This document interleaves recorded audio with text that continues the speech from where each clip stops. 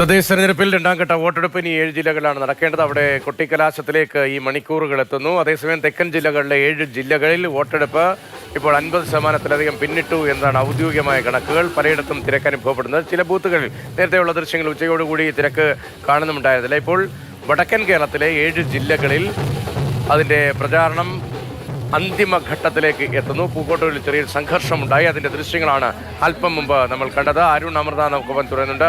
അരുൺ, ഒരു സംഘർഷാന്തരീക്ഷം ഉണ്ടായിരുന്ന പൂക്കോട്ടൂരിൽ ഇപ്പോഴാ സംഘർഷ സമാധാനത്തിന് വഴിമാറിയിട്ടുണ്ടോ? ഇപ്പോഴത്തെ സ്ഥിതി എന്താണ്?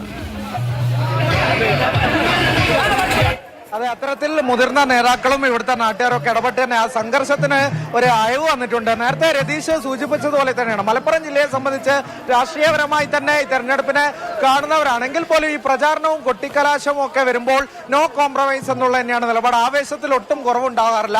അത്തരത്തിൽ ആവേശത്തോടെയുള്ള പ്രചാരണ പരിപാടികൾ തന്നെയാണ് മലപ്പുറത്തും നടത്തുന്നത്. ഇപ്പോൾ LDF-ന്റെയും UDF-ന്റെയും രണ്ട് മുന്നണികളുടെയും പ്രകടനം ഒരു ഭാഗത്ത് സംഗമിച്ച ആ ഒരു മേഖലയിൽ വെച്ചായിരുന്നു നേരത്തെ സംഘർഷമുണ്ടായത്. ലീഗ് പ്രവർത്തകരുടെ വാഹനം കടന്നു വരുന്നതിനിടെ അത് തടയാൻ LDF പ്രവർത്തകർ ശ്രമിച്ചു. അത് തിരിച്ചും വാക്കേറ്റം ഉണ്ടാകുന്ന ഒരു സാഹചര്യം ഉണ്ടായി. അത്തരത്തിലൊരു സംഘർഷം ഉണ്ടായി. എന്നാലും ആ വാഹനം, സ്ഥാനാർത്ഥി ഉൾപ്പെടുന്ന വാഹനം ആ ഒരു മേഖലയിൽ നിന്ന് കടന്നു പോയിട്ടുണ്ട്. നേരത്തെ സംഘർഷ സാധ്യതയ്ക്ക് അയവ് വന്നിട്ടുണ്ടെങ്കിൽ പോലും പോലീസിന്റെ ഒരു വിന്യാസം ഇവിടെ അനിവാര്യം കൂടിയാണ്. പോലീസ് സേന ഇത് അറിഞ്ഞുകൊണ്ട് തന്നെ ഇവിടേക്ക് എത്തും എന്നുള്ളത് തന്നെയാണ് നിലവിൽ അറിയാൻ സാധിക്കുന്നത്. എന്തായാലും ഇപ്പോൾ ദൃശ്യങ്ങളിൽ കാണാവുന്നത് പോലെ തന്നെ ഒരു ഭാഗത്തായി LDF-ന്റെ ചെമ്പടയുണ്ട്, മറുഭാഗത്തായി ലീഗിന്റെ പച്ചപ്പടയുമുണ്ട്.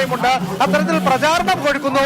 കൊട്ടിക്കലാശം മലപ്പുറം എക്കാലത്തും UDF-ന് ഒരു ആധിപത്യം പറയാനുണ്ട് മലപ്പുറത്ത്.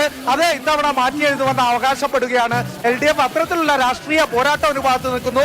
അത് എല്ലാ ആവേശവും അടങ്ങുന്ന ഒരു വലിയ ആവേശമാണ്. അതിന്റെ തുടർച്ചയായ ചെറിയ സംഘർഷാന്തരീക്ഷമൊക്കെ ഉണ്ട്. പക്ഷേ കൈവിട്ട കളിയിലേക്ക് എങ്ങും കാര്യങ്ങൾ പോയിട്ടില്ല.